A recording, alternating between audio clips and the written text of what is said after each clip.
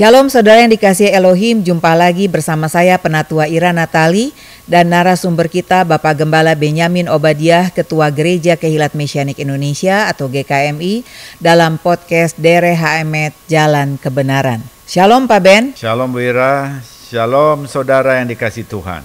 Dalam episode sebelumnya kita sudah membahas kedatangan Mesias Yesua yang pertama sebagai Masiah ben Yosef yang menderita dalam hubungan dengan hari-hari raya dalam kalender Ibrani.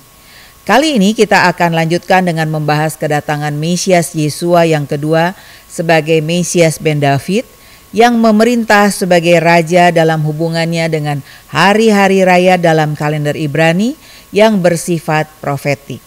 Bagaimana penjelasannya, Pak? Kedatangan Mesias yang pertama, kedatangan Yesua yang pertama sebagai Masiah ben Yosef itu sudah dituangkan di dalam 4 hari raya pertama, yaitu Pesak, kemudian hari raya Roti Tidak Beragi atau Hag Hamatzot, kemudian Omer Reshit yaitu berkat sulung yang merujuk pada kebangkitan, dan kemudian yang keempat adalah hari raya Shavuot atau Pentakosta, ya. Nah, kali ini kita akan lanjutkan dengan kedatangan Mesias Yesua yang kedua sebagai Masiah ben David. Nah, ini dituangkan dalam 3 hari raya yang terakhir dalam hari raya tahunan dalam kalender Ibrani, yaitu hari raya Rosh Hashanah atau disebut juga Yom Teruah, yaitu hari raya Sangkakala. Kemudian Yom Kippur, yaitu hari raya pendamaian, dan kemudian yang terakhir itu hari raya Sukkot atau hari raya Pondok Daun. Coba kita lihat sekarang hari yang kelima, yaitu hari raya peniupan sangkakala atau Yom Teruah atau juga disebut Rosh Hashanah. Rosh Hashanah berarti kepala tahun, alias tahun baru Ibrani. Jadi pergantian tahun itu terjadi pada tanggal 1 Tisri, bulan ke-7 dalam kalender Ibrani. Nah, ini unik ya, tahun barunya tuh justru terjadi pada bulan ke-7, tapi itu keunikannya kalender Ibrani. Dan perayaan ini juga, yaitu 1 Tisri, juga disebut Yom Hasikaron atau hari peringatan. Dan ini dapat dipahami sebagai peringatan akan penobatan Sang Mesias sebagai Raja atas segala raja. Nah, itu kan, kalau kita lihat kalender Ibrani kita tahu tuh Yesua atau Yesus sebagai Raja atas segala raja, oh ada tanggalnya. Kalau di kalender Gregorian nggak ada tanggalnya. Ya, kita lihat ada keunikannya, ada keistimewaannya. Jadi penting sekali kita memahami kalender Ibrani. Dan hari raya ini Sangkakala, ya, itu merupakan satu panggilan atau gugahan untuk bangun dari tidur rohani. Jadi setiap kali ada hari raya Yom Teruah atau Rosh Hashanah, ini merupakan gugahan rohani. Jangan tidur lagi rohani, jangan tidur secara rohani. Wake up, bangun, wake up, ini wake up call. Ini bukan zamannya lagi Anda tidur-tidur rohani, santai-santai rohani. Bangun, Tuhan mau datang. Begitu ya. Luar biasa. Jadi ini sesuatu yang luar biasa, yang menarik. Dan itu bukan saja sebagai satu keadaan yang dipahami, tapi ada tandanya. Itu gugahan itu ya untuk bangun, ya itu ditandai dengan tiupan-tiupan shofar, yaitu tanduk domba jantan. Jadi setiap tahun itu terjadi terus, sehingga umat yang merayakan hari raya Rosh Hashanah, Yom Teruah, ini secara otomatis setiap tahun diingatkan bahwa ini saatnya kamu bangun, ingat bahwa Mesias akan datang kedua kalinya. Jadi kita selalu dibuat waspada begitu ya. Dan itu sesuatu yang sehat secara rohani. Nah, siapa yang bisa menyangkali itu bahwa itu satu yang baik? Nah, itu tentu baik karena itu berasal dari kitab suci ya. Nah, jadi kita menyiapkan rohani kita menyambut kedatangan kembali Mesias yang kedua, yang segera. Ya, sejak zaman dulu itu selalu dikatakan segera. Maksudnya apa? Ya, maksudnya supaya kita selalu waspada. Berjaga-jaga. Walaupun sudah 2000 tahun yang lalu Rabi Saul menuliskan itu segera, 2000 tahun yang lalu, tetapi selalu kita membaca itu segera, itu artinya Rasul ini ingin kita selalu waspada untuk alert begitu ya, waspada untuk menanti kedatangan Mesias yang kedua. Dan ini diberi tanda dengan tiupan syofar. Nah, itu di dalam 1 Tesalonika 4 ayat 16 dan 17, itu Rabi Shaul bukan hanya mengatakan bahwa dengarlah tiupan sangkakala, tapi juga dia mengatakan bahwa kita akan diangkat, di rapture, ya, ke awan-awan untuk berjumpa dengan Mesias Yeshua. Nah, kita bisa baca itu 1 Tesalonika 4 ayat 16 sampai 17. Sebab pada waktu tanda diberi, yaitu pada waktu penghulu malaikat berseru dan sangkakala Elohim berbunyi, maka Tuhan sendiri akan turun dari sorga, dan mereka yang mati dalam Mesias akan lebih dahulu bangkit. Sesudah itu, kita yang hidup, yang masih tinggal, akan diangkat bersama-sama dengan mereka dalam awan menyongsong Tuhan di angkasa. Demikianlah kita akan selama-lamanya bersama-sama dengan Tuhan. Ya, kita akan bersama-sama dengan Tuhan selama-lamanya. Kita orang percaya diangkat ke angkasa untuk berkumpul dengan Mesias Yeshua, dengan orang dari segala zaman. Tetapi ingat ya, ini bukan ke sorga, tetapi ke Yerusalem. Nah, ini menarik nih Pak Ben. Ya. Ternyata kita diangkat itu bukan ke sorga ya Pak? Iya, kita diangkat ke Yerusalem. Mengapa ke Yerusalem? Karena Yeshua akan memerintah 1000 tahun di Yerusalem, di bumi ini lebih dulu. Ya. Jadi jangan cepat-cepat, jangan buru-buru langsung pengen ke sorga aja gitu. Kita menikmati kehidupan di bumi ini bersama Mesias Yeshua yang memerintah 1000 tahun sebagai raja. Dan pemerintahannya itu bukan hanya rohani tapi juga bersifat politik. Ya, dia kuasa. Jadi semua orang yang melawan dia, semua orang yang menghujat dia akan menerima ganjaran. Ganjarannya jasmani, ya, di bumi ini, ya, karena dia adalah raja yang berkuasa dan kita katakan ini bersifat politis. Ya. Nah, tetapi ini dilakukannya sendiri ya, bukan kita sebagai orang percaya lalu kita mau bikin-bikin negara-negara seperti itu, bukan seperti itu ya. Kita nggak ada seperti itu, tapi Mesias Yeshua dan dia memerintahnya itu dari Yerusalem. Nah, Pak Ben, kalau tadi dikatakan bahwa Mesias Yeshua itu akan datang pada hari raya Yom Teruah atau hari raya Sangkakala, ya mungkin kita juga jadi sudah punya gambaran ya Pak, meskipun Alkitab mengatakan bahwa tidak ada seorang pun yang tahu, hanya Bapa yang tahu, anak pun tidak tahu. Tapi dari gambaran ini kita bisa mempunyai gambaran bahwa Yeshua itu akan datangnya itu pada hari raya Sangkakala. Apakah benar demikian Pak? Ya, jadi tanggalnya jelas ya. Ini nubuat, jadi kita percaya nubuat yang dari Tuhan itu selalu akan digenapi ya. Amin. Nubuat positif selalu akan digenapi. Amin. Nubuat negatif belum tentu karena orang bisa bertobat lalu itu tidak jadi ya. Nah, tapi ini nubuat positif, jadi akan digenapi dan dia akan datang pada tanggal itu, pada hari raya Sangkakala Yom Teruah Rosh Hashanah. Tapi tahunnya yang kita tidak tahu. Tahunnya tidak kita ketahui. Lalu kalau tadi kita Yesua juga mengatakan Bapa yang tahu tapi anak pun tidak tahu. Nah, itu harus dipahami, itu bersifat cultural ya, bersifat budaya. Itu dan itu budayanya di dalam Alkitab bahwa itu sebetulnya satu gambaran bagaimana seorang mempelai pria setelah dia membuat rumah atau kamar pengantin, lalu dia perlu menjemput mempelai wanitanya. Nah, waktu dia menyelesaikan rumahnya itu untuk menjemput mempelainya itu, lalu siapa yang bisa menyatakan bahwa rumah ini sudah selesai dan ini saatnya mempelai pria menjemput mempelai wanita? Itu bapaknya. Walaupun dia yang buat. Ini mempelai pria itu membuat, dia buat yang kamar pengantin dan semuanya dia buat. Dia bilang, oh ini udah selesai, tetapi tetap otoritasnya pada bapaknya. Jadi bapaknya lihat, oh benar, kamu sekarang ambil jemput mempelaimu ya. Nah, jadi dengan perkataan lain, Yeshua akan merapture mempelai wanitanya, Mhm. ya tadi seperti Rabi Saul katakan, Ya. untuk berjumpa dengan dia itu ditentukan oleh Bapa Surgawi, Ya, bukan luar oleh biasa. dirinya sendiri, ya. Ya, Jadi ya. Yesua. Jadi Yesua adalah firman Elohim, sementara Bapa Surgawi adalah Elohim. Ya.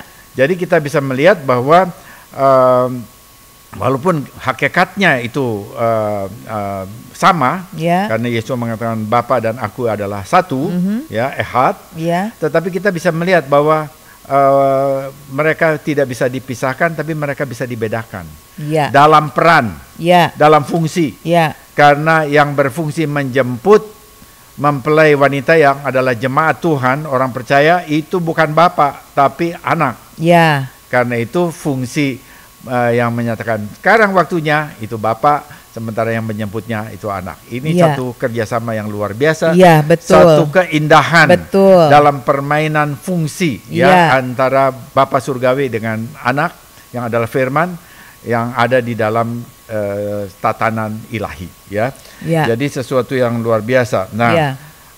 jadi kita bisa lihat ya dari gambaran itu bahwa waktu Yesua datang pada hari sangkakala itu dia berfungsi sebagai mempelai pria yang menjemput mempelai wanitanya dalam kiasan kasih secara rohani, ya. Luar biasa, ya. Itu hari raya kelima, ya. Itu sekarang kita lihat hari raya keenam, itu hari raya pendamaian. Jadi per hari pendamaian atau Yom Kippur bahasa Ibraninya itu adalah hari penebusan, ya, dari segala pelanggaran oleh umatnya. Ini jatuh pada tanggal 10 Tisri, kalender Ibrani. Jadi di sini umat Tuhan berpuasa, ya. Torah mengajarkan, perintahkan ini dirayakan dengan puasa. Jadi bukan dengan gegap gempita, tapi dengan puasa. Dan puasanya itu 1 hari penuh, ya, siang dan malam, bahkan bukan hanya 24 jam, bahkan 25 jam. Wow. Ya, jadi ini demikian. Jadi ditambahkan, ya, itu seakan-akan kami tidak mau puasa Yom Kippur ini begitu cepat berlalu setelah 24 jam. Ya. Kami ingin tambah lagi 1 jam. Nah, itu bahasanya begitu, ya. Dan itu dirayakan dengan puasa dengan hikmat itu 25 jam. Jadi disitulah setiap tahun orang Israel itu mohon pengampunan dosa. Dosa-dosanya sendiri pribadi, tapi juga dosa umat. Ya. Dan kita bisa melihat bahwa pada saat itulah Tuhan mengampuni Israel. Dan ini hari raya ini juga mempunyai rujukan profetik bagi Yesua. Ya. Mengapa? Karena Yesua sekalipun dia adalah suku Yehuda, tetapi secara rohani waktu dia mati dan bangkit, dia bangkit di dalam garis, dia juga adalah seorang imam besar menurut garis imam besar Malkisedek. Jadi dia adalah imam besar menurut Malkisedek. Itu dikatakan di dalam surat Ibrani, ya. Surat Ibrani itu menyatakan demikian. Jadi Yesua itu memasuki kemah yang lebih besar, ya, yang bukan dibuat oleh tangan manusia, dan dia bukan membawa darah anak domba atau darah domba atau darah lembu, bukan, tapi dia membawa darahnya sendiri. Nah, ini keunikan keimam besaran dari Yesua HaMasiah dalam aturan Malkisedek. Dia lebih agung dari semua keturunan Lewi, karena dia ada di dalam garis imam besar Malkisedek, ya. Jadi aspek penebusan ini pada hari raya Yom Kippur itu sudah dilakukan pada Yesua, maksud saya pada kedatangan Yesua yang pertama, bukan pada kedatangan yang kedua, pada yang pertama, ya. Jadi dalam kedatangan yang pertama itu, di samping hari raya Pesak, Yesua juga berfungsi sebagai imam besar pada hari raya Yom Kippur. Jadi ada 2 hari raya yang merujuk kepada salib. Karena hari raya Yom Kippur pun ada korban, korban kambing hitam, ada Azazel, ada satu kambing hitam lagi, ya, Hatat, ya. Itu merujuk kepada Yesua HaMasiah. Jadi kita bisa melihat ya, hari raya hari ini dengan sangat kaya menjelaskan siapa Yeshua HaMashiach dengan jelas, sehingga kita semakin paham bagaimana kita ditebus. Ya, betul. Dan ini membuat kita sangat menghargai penebusan yang dilakukan oleh Yeshua HaMashiach dan tidak mengentengkan sama sekali, sehingga kita tidak akan mau meninggalkan Dia, tidak mau meninggalkan Yeshua sekalipun diiming-imingi oleh harta dunia. Amin. Ya, kita tidak mau. Nah, ya harusnya begitu ya, kita Pak. lihat ya, dari segi aspek eskatologis, ini satu aspek yang lain, bahwa Yeshua pada hari Yom Kippur, pada akhir zaman, itu akan membela umatnya. Dia datang untuk membela umatnya, dan pada saat itulah Israel melihat ada bekas luka di tangannya. Dan pada waktu itu dia menjawab, ya, dia menyatakan dirinya, dan Israel yang saat ini belum menerima Yeshua sebagai Mesias, hari itu akan menerima Yeshua HaMashiach, dan mereka menangis dan terbuka, ya, menyesali sikap kerasnya selama ribuan tahun. Nah, itu dinubuatkan dalam Zakaria 12 ayat 10. Aku akan mencurahkan roh pengasihan dan roh permohonan atas keluarga David dan atas penduduk Yerusalem, dan mereka akan memandang kepada Dia yang telah mereka tikam, dan akan meratapi Dia seperti orang meratapi anak tunggal, dan akan menangisi Dia dengan pedih seperti orang yang menangisi anak sulung. Ya, Israel akan menerima Mesias Yesus. Semua Amen. Israel. Dan Amen. ini dilihat oleh Rabi Shaul, ya, dalam Roma pasal 11 dia katakan seluruh Israel akan diselamatkan. Nah, Amen. di sini, di titik ini. Ya. Jadi kita lihat ya, luar biasa. Hari raya itu membukakan segala aspek keselamatan di dalam Yeshua HaMashiach. Nah, itu yang keenam. Sekarang yang ketujuh, yang terakhir nih ya. Hari Raya Pondok Daun atau Sukkot. Jadi ini dirayakan setiap tanggal 15 Tisri dalam kalender Ibrani. Dan ini adalah hari raya penuh dengan sukacita yang paling bergembira dan berlangsung selama 7 hari. Bahkan ditambah 1 hari lagi, ya. Ya, jadi ada 8 hari kalau kita mau lihat totalnya dalam satu rangkaian. Tapi 7 plus 1. Nah, disinilah orang-orang Yahudi tinggal di tenda-tenda di Sukkah, dan ini mengingatkan mereka bagaimana waktu mereka meninggalkan Mesir, mereka ada di jalan di padang gurun, Tuhan menyertai mereka di tempat tenda-tenda yang sementara, gitu ya. Dan ini diingat terus. Jadi ini mengajarkan kepada kita bahwa kalaupun kita ada di dalam keadaan sukacita, kita nggak lupa bahwa kita pernah dulu berduka atau pernah susah, gitu ya. Jadi kalau kita sekarang diberkati Tuhan, kita juga nggak lupa bahwa dulu kita juga hidupnya juga pernah susah. Kalaupun sekarang lagi berkecukupan, kita juga pernah susah. Jadi kita tidak pernah memandang rendah orang yang hidup susah. Nah, begitu ya. Jadi ini satu pelajaran. Dan kita lihat di sini juga ya, bahwa dengan hari raya ini Tuhan itu menyertai umatnya.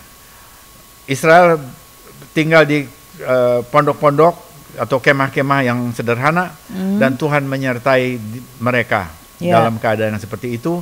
Dan ini juga kita bisa melihat bahwa hari raya Sukkot itu menandakan bahwa Tuhan menyertai umatnya, yang diistilahkan dalam bahasa Ibrani Immanuel. Amen. Elohim beserta dengan kita. Ya. Amen. Dan di sini juga kita bisa melihat ya, satu aspek lagi, bahwa Mesias yang Sang Immanuel menyertai umatnya mulai pada hari raya Sukkot, ya. Nah, ini barangkali ada satu pokok bahasan lagi nanti satu saat, ya, bahwa dia memang berkemah di tengah umatnya. Jadi Yeshua itu datang ke dunia ini pada hari raya Sukkot, ya. Tetapi kemudian pada hari raya Sukkot juga dia memerintah di tengah dunia ini selama 1000 tahun lamanya. Jadi kita bisa lihat ya bahwa hari raya Sukkot ini merujuk kepada Mesias ben David, Raja Damai, memerintah 1000 tahun di bumi. Nah, sesudah kerajaan mesianik ini, ya, kita lihat di dalam kitab Wahyu, bahwa kemudian setelah itu, setelah selesai, barulah Tuhan membuat langit baru dan bumi baru. Dan kemudian Yerusalem baru akan turun dan kita semua akan tinggal di Yerusalem baru bersama dengan Yesus Masiah. Jadi perjalanannya masih panjang ini ya. Nah, jadi tetapi kita bersuka cita apa yang Tuhan sudah tunjukkan kepada kita, kita jalani. Ya, mulai rindukan lebih dahulu kerajaan 1000 tahun mesianik di bumi, Yesus memerintah sebagai raja, dan inilah yang masih kita songsong. Karena itu hari raya Sukkot masih sangat relevan karena ini masih kita songsong. Dan semua hari raya, 4 hari raya yang sudah digenapi oleh Yesus pun itu masih sangat berharga bagi kita untuk terus diingat dari tahun ke tahun. Dan dengan demikian kita bisa mendapatkan kelengkapan fungsi dan peran Mesias bagi orang percaya, Mesias yang menderita dan Mesias yang memerintah sebagai raja. Ya, dan dengan demikian kita juga belajar ya Pak ya.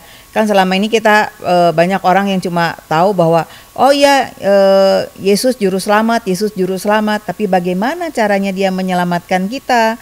Kemudian kalau misalnya kita sudah mendengarkan penjelasan-penjelasan yang tadi disampaikan oleh Bapak dalam episode ini maupun juga episode yang lalu, kita melihat bahwa melalui hari-hari raya yang ditetapkan oleh Adonai Elohim yang berhubungan dengan kalender Ibrani, itu fungsi-fungsi Mesias Yesua itu begitu nyata dan begitu luar biasa. Ya, memang demikian ya. Jadi kita bersyukur untuk Torah, mulai dari sana, kemudian nabi-nabi, dan juga kita bersyukur untuk tools, ya, alat yang Tuhan kasih supaya kita ingat terus, yaitu kalender Ibrani yang bersifat profetik. Ya, hari-hari rayanya jelas ada di sana.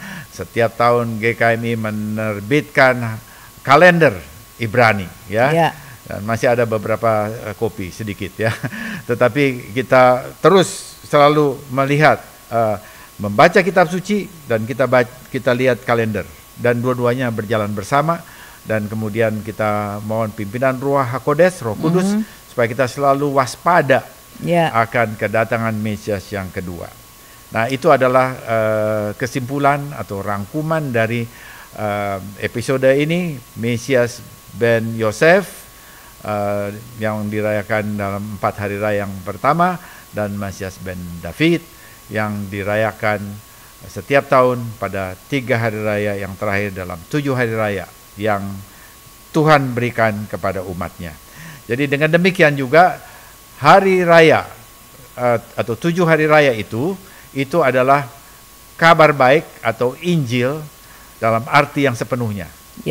Jadi kita bersuka cita bahwa Injil itu bukan hanya istilah, tetapi kita rayakan dari tahun ke tahun dalam hari raya yang sebetulnya berbicara tentang kabar baik, tentang Mesias Yesua yang tidak lain adalah Injil. Ya, jadi merayakan 7 hari raya Alkitabiah sama dengan merayakan Yesua, Mesias Ibrani yang dijanjikan, Juru Selamat dunia, pribadi, saudara, dan saya. Luar biasa. Saudara yang dikasihi Elohim, dari penjelasan tadi bisa dikatakan bahwa yang pertama, Yesua HaMasiah datang pada hari raya Sangkakala atau Yom Teruah atau Rosh Hashanah. Kemudian dia akan berperang membela Israel melawan musuh-musuh mereka. Kemudian Israel akan mengenalinya dan menerimanya sebagai Mesias yang dijanjikan. Dan kemudian Yesua HaMasiah akan tinggal bersama dengan umatnya untuk selama-lamanya. Haleluya. Nantikan kami pada episode mendatang dalam topik-topik yang menarik lainnya. Kami berdua undur diri, sampai jumpa. Yesua keselamatanku, Torah kesukaanku, menuju kepenuhan bangsa-bangsa. Shalom, shalom.